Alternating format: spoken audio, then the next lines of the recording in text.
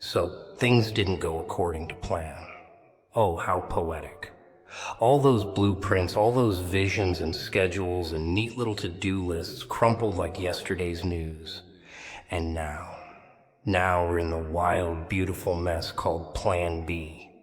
But don't panic. No, panic's for people who still think control is real. See, chaos has a rhythm too. You just have to listen. Not with your ears, but with your teeth clenched, heart pounding, eyes wide open kind of listening. The kind you do when the fire's already started and you're holding the match. Plan B, huh? Sounds like a backup plan. Like something you whisper to yourself when Plan A starts slipping through your trembling fingers. But let's not kid ourselves. Plan A was the pretty lie. The neatly wrapped illusion dressed in false certainty, masked by calendars and checklists and dreams built on approval. It looked good, sounded even better, but deep down you knew, didn't you? It was never going to hold, because it was built for the old version of you, the quieter one, the obedient one, the one who still thought life played fair. Plan B was never second. It just waited for the first illusion to collapse under its own weight.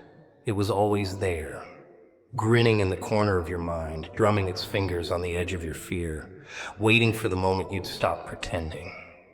And now that everything's burning, Plan B walks in without knocking. Oh, it doesn't wear a tie, doesn't use a filter. It's raw, it's violent. It doesn't ask for permission, it takes over. Because this isn't a polite transition. This is a hijacking. See, the fall wasn't the failure. The refusal to fall was. All that effort spent trying to keep it together, to patch the cracks, to maintain the image. Exhausting, wasn't it? But now that the mask has melted off, now that you're standing exposed in the debris, something strange happens. You're still here, breathing, bleeding a little, sure, but upright. Alert.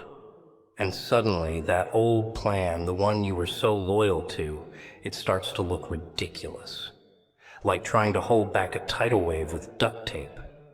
Plan B doesn't ask you to hold anything back.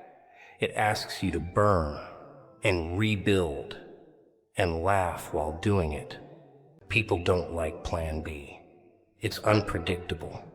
Doesn't care about your 5-year goals or your comfort zone. It wants blood, sweat, madness.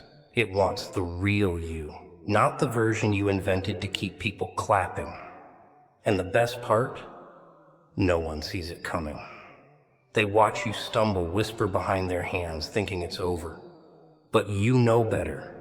Because Plan B doesn't resurrect, it reinvents. And what comes next won't fit in any box they built for you. It's not about what you lost. It's about what had to be torn away so you could see. Clarity doesn't arrive gently. It crashes through walls. It flips tables. It shows up in sirens and shadows, and the echo of your own scream. And when it lands, it doesn't come with a manual. It comes with a match and a dare. So go ahead. Light it all up. Let the old structure burn. The job, the relationship, the identity, they were too small anyway. Plan B doesn't come with a safety net. It comes with wings stitched from scars and sleepless nights. It teaches you to fly while falling, to speak without trembling, to move without waiting for applause. It's not graceful. It's not pretty. It's survival with style. You won't be the same. That's the point. You're not meant to be. You're meant to disrupt, to disturb, to arrive in flames and leave a crater, because the world doesn't need another well-behaved version of who you were pretending to be. It needs this one, the one that rose from the ashes of a failed plan and laughed at the smoke curling around their feet. Ah, so you want to talk about silence now.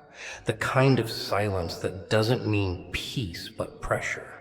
The kind that hums under your skin like a ticking bomb. See, most people, they think silence is harmless. They think it's nothing. But it's not nothing. It's everything you're too afraid to say, every scream you swallowed, every truth you buried under polite smiles and nervous nods. That silence, that's the real killer. It's where the rot grows. They told you to keep quiet, told you not to make a scene, to be humble, to be patient, to wait your turn. But what they really meant was, don't wake up. Don't notice how rigged this game is. Don't notice how every time you get close to something real, they move the goalpost, change the rules, slap on a new mask. Keep quiet, they said, and everything will be fine. But it wasn't, was it? It never was. You started hearing it, didn't you? The static behind their words, the crack in their smiles, the way the world talks to you without ever opening its mouth. Strange patterns, sudden detours, clocks that tick a little louder when you're about to make a wrong move. And when you ask about it, when you dare to speak, they call you paranoid. They tell you it's just stress, just coincidence, just your imagination. But deep down, behind all that gaslighting glitter, you know what's really going on. Something's watching. Something's waiting. And you were never supposed to see it. You see, this isn't just about you anymore. It never was. They chose you because they thought you'd be quiet, thought you'd play nice. But look at you now, asking questions, sniffing around the corners, noticing things that don't fit. That's dangerous. That's loud, even if you're whispering. And they hate loud. They hate truth. They hate mirrors, especially the kind that shatter the story they sold you. But here's the twist. They can't stop what's coming. They can try to distract you, entertain you, numb you. They can flood your life with noise until you forget what your own voice sounds like. But when it hits, when that knock finally comes and reality crawls in through the cracks, they'll scramble. They'll panic. They'll say, "We didn't see this coming." But you did. You always did. That itch in your gut, that was the warning. That shadow in your dream, that was the signal. And now the silence is starting to scream. You don't need their approval. You don't need their roadmap. You were never lost. They just kept hiding the signs. And maybe you did forget for a while. Forgot how loud your soul can be. Forgot what it feels like to choose fire over comfort. But it's still there, buried beneath the noise, waiting for you to stop pretending, waiting for you to stop apologizing, waiting for you to say the one thing you were always afraid to say. Not to them, to yourself. Loudly, clearly, without flinching. The words that break the spell, tear the curtain, trigger the shift. That moment, that's not quiet. That's not peace. That's war with a smile. That's chaos with purpose. That's what they fear the most. Not a riot in the streets, but a rebellion in your heart. Because once you say it, once you truly own it, everything changes. The illusions crumble. The masks drop. The game stops. And you're no longer a player. You're the glitch, the virus, the spark they couldn't control. And that's when the real noise begins. You ever notice how everyone walks around pretending they know what they're doing? Ties straight, smiles plastered, phones buzzing with nonsense, acting like they've got it all figured out. But you see it, don't you? That twitch in their eye, that crack in their voice, that moment they pause a little too long before answering a question they should know. Because deep down, nobody has a clue. Nobody's in control. They're all guessing, bluffing, panicking beneath the surface while trying to look composed. It's all a performance, a beautiful delusional mess. And the funny part, they teach you to be afraid of losing control. Like it's the worst thing in the world. Like letting go means destruction. But control is the real illusion. Control is the costume you wear when you're too scared to feel something real. It's the polite laugh at a joke you hate. It's the agreement to stay silent when your bones are screaming. That's the kind of control they reward. The kind that keeps you chained to the script, playing a part in a play you didn't audition for. And for what? Applause from people who wouldn't recognize the real you if it spat in their face. But there comes a moment, a twitch, a blink, a jolt, when everything slips. A laugh in the middle of a funeral, a scream in a quiet room, a sudden decision that makes no sense on paper but makes perfect sense to your soul. That's the break. That's the beautiful, terrifying freedom they can't predict. Because when you finally stop trying to control everything, when you let go of the steering wheel and punch the gas, something else takes over, something older, wilder, truer. You start saying things you didn't know you believed. You start doing things that make people nervous. You stop asking permission to be alive, and that scares them. Because if you can stop pretending, what's stopping everyone else? What happens when the masks start falling off one by one and the crowd sees the clown isn't laughing, the king isn't ruling, the teacher never learned a damn thing? What happens when the whole charade collapses and people stop playing by the rules that were designed to keep them small? They'll call you unstable, reckless, crazy. Of course they will. It's easier to label what they don't understand than to face the fact that maybe, just maybe, you're finally free. Not polished, not perfect, but honest. And that honesty, that raw, messy truth, it burns. It sets fires in places they wanted to keep cold. It rattles the quiet lives they worked so hard to build. Because once you taste that chaos, that real, unfiltered essence of who you are, you don't go back to pretending. You don't crawl back into the box. Now everything's louder, colors brighter. The silence isn't empty anymore. It's buzzing, electric, alive.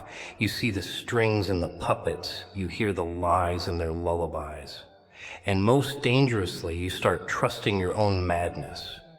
The voice inside that whispers, break it. The impulse that says, burn it. Not out of anger, not out of spite, but because something new is begging to rise. Something that doesn't ask to be loved, doesn't beg to be understood.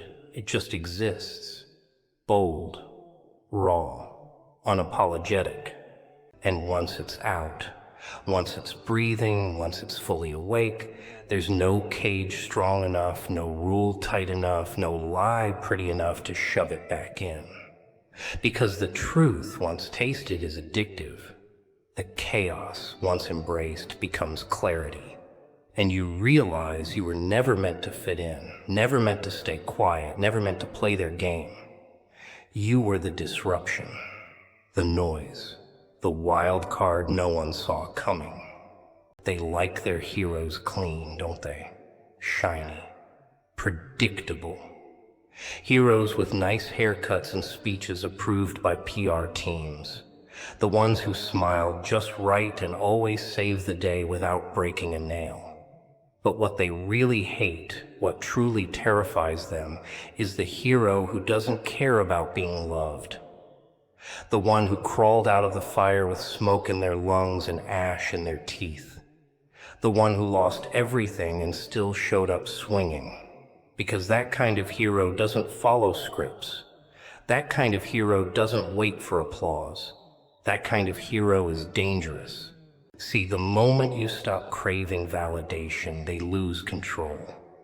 The world is built on your need to be liked, your need to belong, your need to be told you're enough by people who never felt like enough themselves. But the second you shrug it off, the second you say, to hell with your approval, you become something else. Not just a person, a force, a storm they can't map, a spark in a powder room.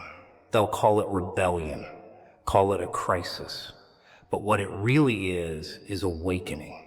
You ever notice how the world treats strength like a sin when it doesn't come wrapped in humility? They'll cheer for you when you're bleeding, as long as you're polite about it. As long as you say thank you when they offer you pain disguised as help. But the moment you grit your teeth and say no more, they turn on you. Suddenly you're arrogant, too much, intense. Suddenly they're praying for your fall because watching you rise reminds them they've been crawling. And that's the trick, isn't it? Convince you that your fire is dangerous, that your intensity must be tamed, that your power is only useful when it's pretty. But real power isn't pretty. It's not neat. It's not digestible. It doesn't apologize for shaking things up. It just walks in, sets the table on fire, and dares the room to keep pretending it's dinner time. Real power ruins the quiet. It makes people nervous because it's not asking permission to exist. You think you're too broken, too flawed, perfect. That's exactly the version they can't control. Because when you stop trying to fix yourself to fit a mold that was never meant for you, you become unpredictable. They don't know what to do with someone who doesn't beg for belonging, who doesn't flinch at rejection, who doesn't need saving. You are the glitch in their system, the crack in their mask, the one who laughs in the silence and dances through the mess. And the irony, the same ones who mocked you, doubted you, whispered behind your back. They'll come running when they see the fire didn't burn you. It forged you. Suddenly they'll act like they always believed in you, like they saw the spark long before it became a blaze. But don't let them rewrite your story. You know who vanished when the lights went out. You remember who poured gas on your wounds and called it healing. Don't let them stand in your victory shot when they hid during your battle. They say scars make you ugly. That's rich. Scars are the proof you survived, that you took the hit, didn't flinch, and kept moving. Anyone can wear a crown when the kingdom is calm, but only the real ones know how to rule when everything's on fire.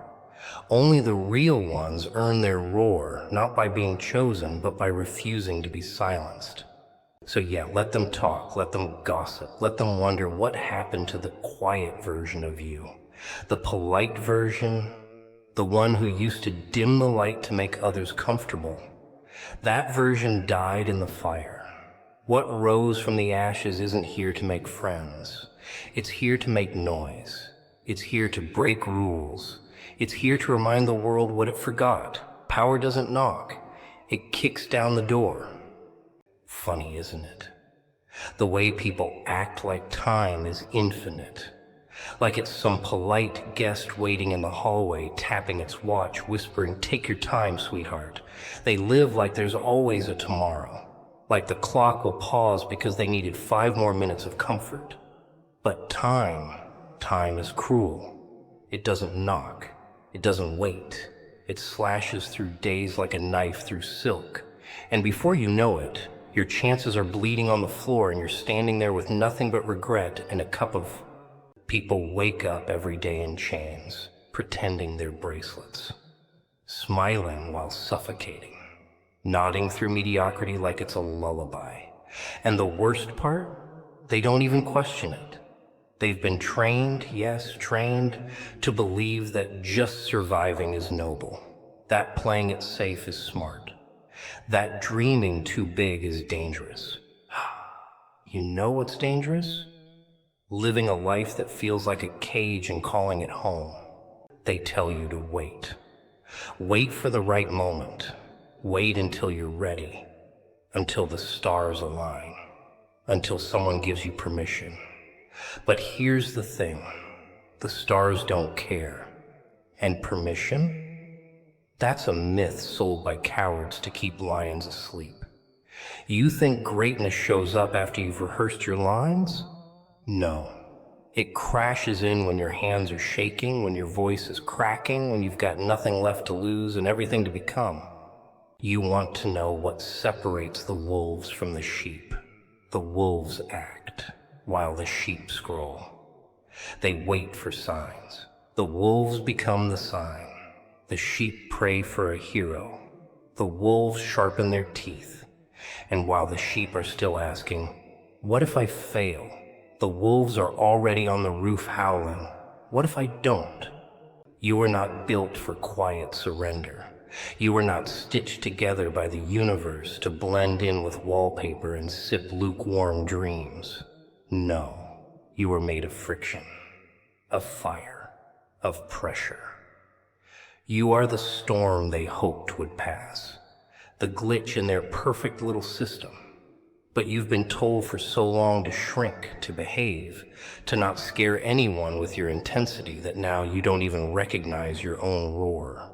People are terrified of the ones who wake up, who snap out of the trance, who stop dancing to a rhythm designed to keep them small. Because those people start moving differently, talking differently. They say no to things that used to own them. They walk out of places they used to beg to be in. They become unrecognizable to the version of themselves that played nice just to stay included. The ones who break free always look crazy at first. Too bold, too fast, too much. Until suddenly the world starts following their path, pretending they led the way. But deep down, you were the one who lit the match, who burned the script, who stopped waiting for someone to say, "Go." You went, and now the silence behind you, that's the sound of fear. That's the sound of every voice that doubted you choking on their certainty. You've got this fire inside you that doesn't play well with comfort, that doesn't make small talk with doubt. It's loud, it's restless, it wants out. And the longer you try to cage it, the more it will turn on you. Because it wasn't meant to be pretty. It wasn't meant to be tame. It was meant to disrupt, to disturb, to wake the world up like a scream in a church. So the next time you feel it rising, that burn in your gut, that whisper that says now, don't smother it. Don't ask for permission.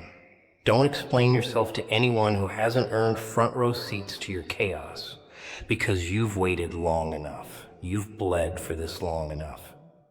And the world? The world's been praying for someone like you to lose control.